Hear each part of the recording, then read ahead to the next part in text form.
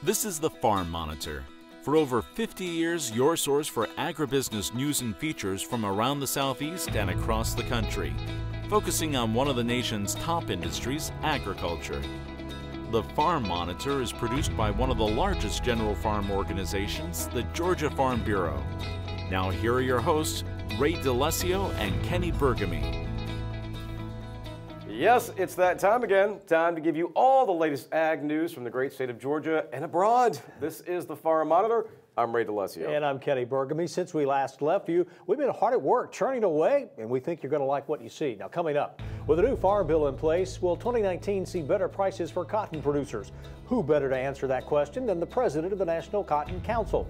Also on the program, he's more than just man's best friend. He's being held a hero. The amazing story of how this cattle dog saved its owner from a life-threatening situation. Plus, American Farm Bureau President Zippy Duvall opens up about the many challenges facing our nation's farmers and why he says the ongoing debate about the clean water rule is far from over. These stories and so much more starting right now on the Farm Monitor. After seeing a near 10% drop in prices over 2018, cotton growers are hoping for some better news heading into the new year. Damon Jones visited the annual Beltwide Conference in New Orleans and tells you how recent legislation could have a positive effect on the industry. Cotton growers, researchers, and industry leaders all gathered under one roof in New Orleans for the Beltwide Conference. It was a chance for them to check out the latest technology and industry trends, as well as reflect on a rough 2018 that saw prices fall from nearly $1 to just 70 cents over the back half of the year. And the main reason for that was the international markets. Started out 2018, went through the first half of the year with a lot of optimism, and then really we saw the trade issues with China be one of the things that has come to bear on the market. And the fact that China is imposing a retaliatory tariff of 25% on U.S. cotton, that's really just about cut off that market to U.S. cotton. We know they're looking at alternative growths. We're hearing reports of Brazilian cotton going into China. So I think that's one of the key factors right now that's been a real bear on cotton prices. That's why I think we're seeing those prices on the futures market trading in the low 70s. It's a problem Congress hopes to alleviate with the passing of a new farm bill. And while it's not a cure-all, it is a step in the right direction for the growers. We are excited about the new farm bill. It is a solid safety net under cotton producers. It continues the seed cotton program that was first authorized in early 2018. So that will continue that program from 2019 through the 2023 crops. It also still maintains a very effective marketing loan program. Actually does reduce some of the burden on the payment limit side. So I think overall we're encouraged. It also continues to support to our U.S. textile industry. So I do think as that farm bill is being implemented, cotton farmers are going to find that to be a good safety net for them going forward. For the farmers around the Southeast, disaster relief is still a priority as they continue to try and recover from Hurricane Michael. And while the progress has been slow, it's still an issue the government is very aware of. We know Congress tried to make some efforts before the end of the year. That didn't have traction. There's some efforts right now on the House side to restart another vehicle that could bring some disaster assistance. That's something we're continuing to advocate for as well. So hopefully Congress will move forward, and that'll give producers some assistance. We don't have any real insight yet on timing, but certainly there's an interest there. There's going to continue to be a push because we know there's a need there. As for the new year, there is still plenty of optimism as supplies are likely to get tighter and the demand is back on the rebound. There is a lot of potential, and I go back to the market and the demand that's out there. We're seeing global demand for cotton right now be the highest it's been in a decade. So that we're on the upswing in terms of cotton demand coming back. That's a definite positive. We look at some key markets such as China. They have worked down the mountain of stocks that they had. They're back to a point now where they're going to be coming back to the world market, probably somewhere in the range of 12 to 15 million bales of imports from all sources. Reporting from New Orleans, I'm Damon Jones for the Farm Monitor. Like many professions, auctioneering is a very competitive field. That's why being recognized as the best is so important. To see who that person is, each year the Livestock Marketing Association holds a world auctioneering competition. Our John Holcomb attended one of the qualifying events in Athens and has the story. Auctioneering is a skill unlike any other, and to what I'm sure would be many people's surprise, including my own, they have competitions to see who the best in the world is. They recently had a quarterfinal in Athens, and so I decided to check it out to find out how the competitions work. For the livestock auctioneering contest, the structure is going to be set up in four main categories with some subcategories underneath each one of those, talking about the chant, the execution of the sale, and then the presentation of the sale, and just how, the clarity of their voice, how well they catch bids, how well they stay on task of where they're at in that bidding process, and then selling that animal out correctly to the proper buyer. The next step from the quarterfinals is the finals that are being held in California.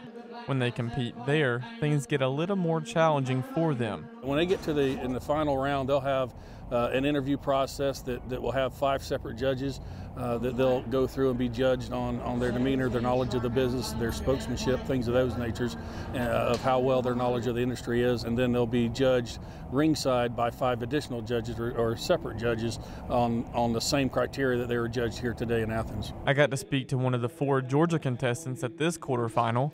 He spoke about how he got his start in the competitions. When I got into auctioneering, I went through the Worldwide College of Auctioneers, and I had the opportunity to be instructed by world champions, and they always talked about these contests, and it right away, the auction chant and trying to improve the auction chant was something that I kind of fell in love with that right out of auction school, and then from there I just came back and started practicing and took advice from past world champions and people that had been in the business for a long time. I also asked him how he prepares for the competitions and was surprised to find out there's a method to it. Well, as soon as you finish one contest, you're right away you're looking ahead to the next contest that you're going to be in.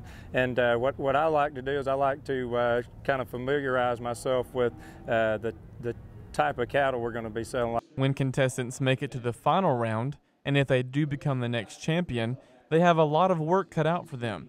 I got the chance to speak to the reigning world champion, and he spoke about what all the title includes. So as the 2018 World Livestock Auctioneer Champion, I get to the distinguished pleasure to travel the country representing Livestock Marketing Association, promoting the auction method of marketing and what it means. When you put your livestock in a competitive bidding environment, that's the only way, the best way to achieve the highest value possible on those cattle or whatever the asset is. And I get the opportunity to travel the country representing for Livestock Marketing Association. Reporting in Athens for the Farm Monitor, I'm John Holcomb. Still to come here on The Monitor, his life-saving actions earned this 4-legged phenom the title of Farm Bureau Dog of the Year. It's a story you don't want to miss. And you definitely don't want to miss this. When we come back, it's Off to the Kitchen with Marsha Crowley. Quick and easy soup recipes for your Super Bowl party. Yes, you heard me right. Soup. I know it's not your traditional game day dish, but trust me, these recipes will warm the hearts of every football fan. That's next when the Farm Monitor continues.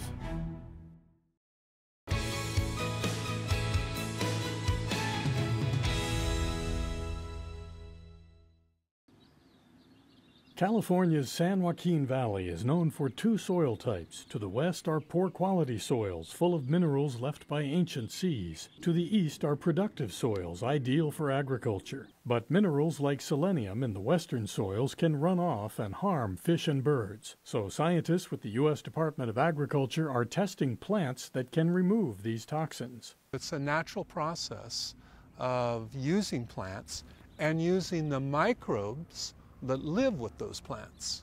And so using plants and microbes, I can clean the soil of selenium.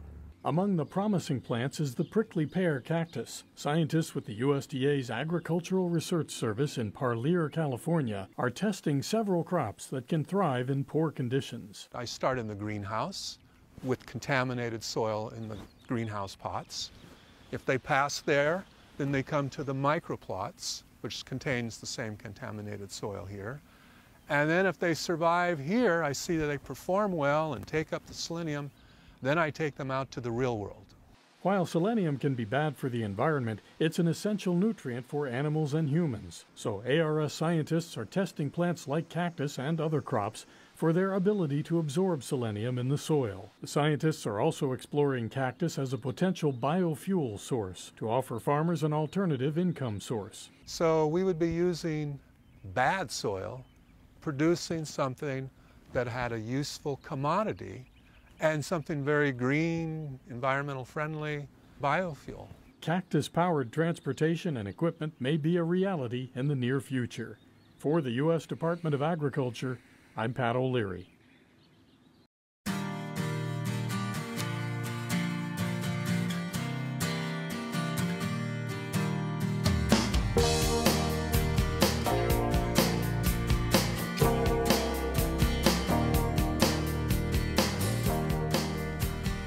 Welcome back to the Farm Monitor and to another edition and another season of Meals from the Field. Joining me, as always, my good friend and partner in crime, as I say every single month, Marcia Gralley.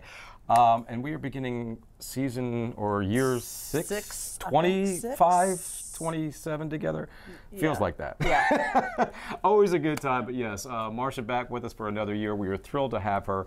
And of course, if you look at the calendar says that the holiday season is over, but in my house at least, there's one more holiday that takes place in early February, and that is Super Bowl Sunday. So today we are doing things for the big game to get you ready. Of course, the big game taking place here in Atlanta at Mercedes-Benz Stadium, and we're gearing up for it. So what do you got for us today, We've Marcia? got soup. Good for you too. People love soup. It's cold. And if you're having a party for the big game, this is a really good thing to serve because you can have it prepared ahead of time before your guests get there, and they can just serve it whenever they get hungry. This just looks really healthy today. It is. All right, the first one we're going to do is split pea soup, which kind of probably not the most popular among people out there, but it's still really good and really hearty. And the most important thing, you can make the split pea soup with Georgia-grown vegetables and Georgia-grown beef. Exactly. And you've got all that in this. I've got all that in there. So let's go. Okay, so I've already, it calls for 7 ounces, which is obviously half of a 14-ounce package of smoked sausage. They don't make a pound of smoked sausage anymore, so you have to adjust your. All right, I've already sauteed that in there, and I've removed it. I'm going to add to that a cup of chopped onion. Whoops, let me turn this up. Nope, that's good. Half a cup of chopped celery. You can't go wrong with any of these ingredients, believe me. I'm just going to saute those around there till they're a little bit tender. There we go. And a half a cup of chopped or sliced carrots. Okay. And that adds color, of course. Saute that around a little bit. Then you're going to add a half a pound of dried split peas. Okay. And you don't have to soak these ahead of time like you would dried beans because they're split. How would you like to be the person that had to split these little guys? No, thank you. That's too much. Too much. All right, you pour that in there. Or the person that had to count all those. Then you're going to add, that goes in the chicken noodle. Okay, so we're going to save this. Then you're going to add 3 cups of low sodium chicken broth. Or if you want to really make it vegetarian, you can leave out the sausage and add vegetable broth. Okay, you're going to let that simmer just a little bit. Then you're going to add back to it the 7 ounces of smoked sausage.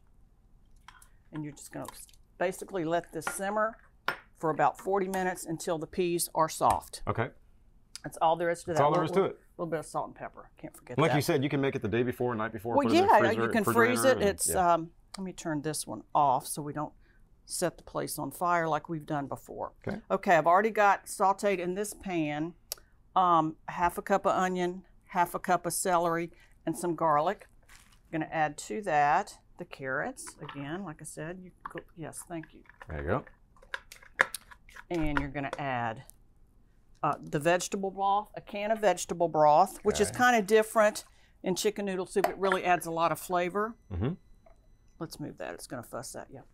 And 6 to 7 cups of low sodium chicken broth. I feel you can always add salt to something if you want more.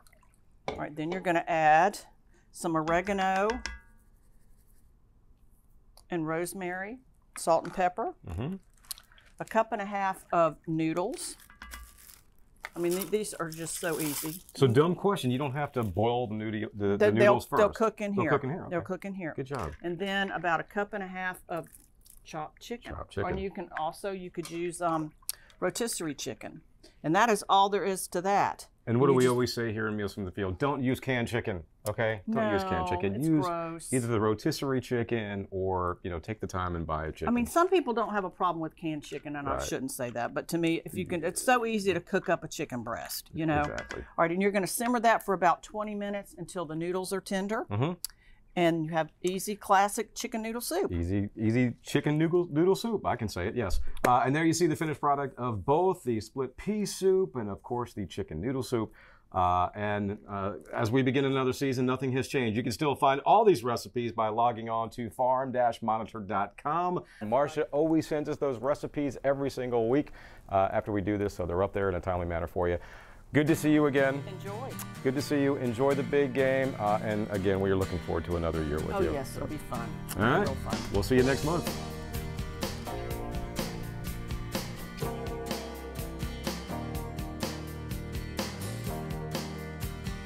Ray and Marcia, thanks so much. Now, folks, if you're new to the show, or maybe you're tuning in for the first time in a while, do want to let you know that all the stories you see here, as well as complete episodes, can be viewed in their entirety at our YouTube channel, The Farm Monitor. Lots of good stuff to choose from, and the archives go back to 2009. Don't stop there. Keep clicking and like the Farm Monitor Facebook page. If you have a story idea, or if you just want to leave us a comment or suggestion, send us a message either on Facebook or the address that is on the screen. That is news@farm-monitor.com. Now, when we come back, our one-on-one conversation with American Farm Bureau President Zippy Duvall, his thoughts on AFBF turning 100 years old, and what he feels is the #1 priority in 2019.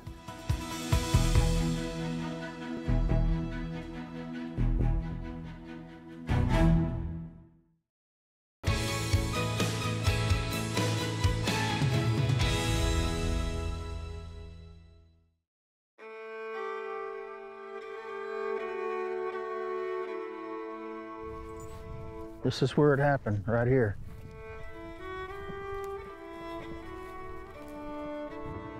Calf was in this ditch right here. I picked it up and took it to the top of the ditch and set it down. The mama was pretty close, so took my hat off and told her, "Get out of here." And that's when she hit me. I thought that was the end of it. She was on top of me trying to kill me. Luckily, the little dog that I told to stay right there came to the rescue. Woody got in that cow's face, and I was able to get up and walk off. If he wasn't there, I wouldn't be here today.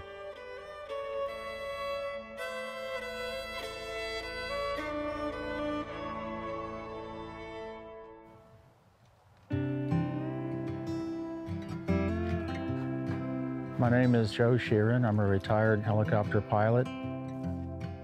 My wife and I moved out to the farm after retirement, and just enjoying the life out here, raising a few sheep, cattle, and working with the dogs. We don't have any kids, but we have our dogs, and they complete our family. We've always had Australian Shepherds, but none of them like Woody. He's a very competitive dog, and we've gone all over the country with him to stock dog trials. He's taken it to the top. He's achieved about as much as you can achieve as far as the stock dogs go. You can't beat an Australian Shepherd as a general farm dog. I really don't have to tell him a whole lot. He understands the job, and he will just go do it. I'll just go open the gate, and he'll go bring the sheep in and put them in the barn for me. Put the ducks in the barn.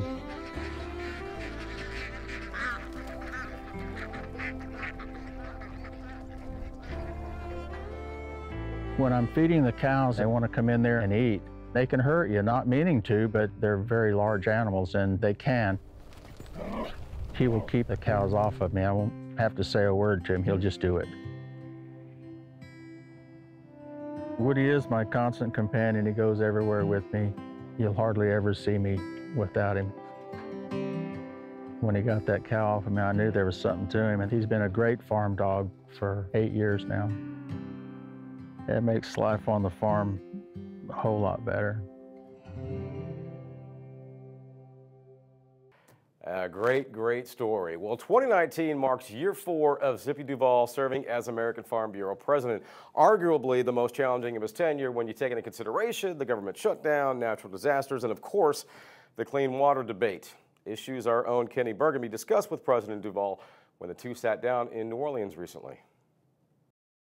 Zippy, 100 years. That's, I know, hard to believe for the folks for the American Farm Bureau. Talk to me about 100 years and how AFBF has united and engaged folks and transformed American agriculture.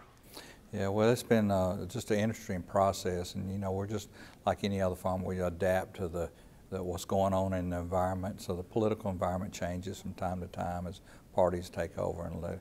But the other thing that makes us adjust is what's happening in the economics of farmland. So when things get really tough, we seem to find some answer to that problem and some legislative answer. And, you know, we can go to the Hill and find our friends that we work with to help us push it through. I look at our organization, even though we're stuck to our policy book and we're committed to pushing that policy book through, we're very nimble in the way we work the Hill and try to get things done and work through the administration. So it's just a very positive thing over history. You mentioned in your speech 2018 was really a tough year for a lot of farmers, given the hurricanes, wildfires, and what's going on in mental health with rural America. How does American Farm Bureau Federation address that with the farmers? What are they doing? Well, you know, because I went through it in the 80s and know how difficult it was, it makes it easier for me to lend them an ear and listen to them, pour my heart out to them, and then try, and it motivates me to go try to, for us to do a better job with more passion, because it becomes more urgent.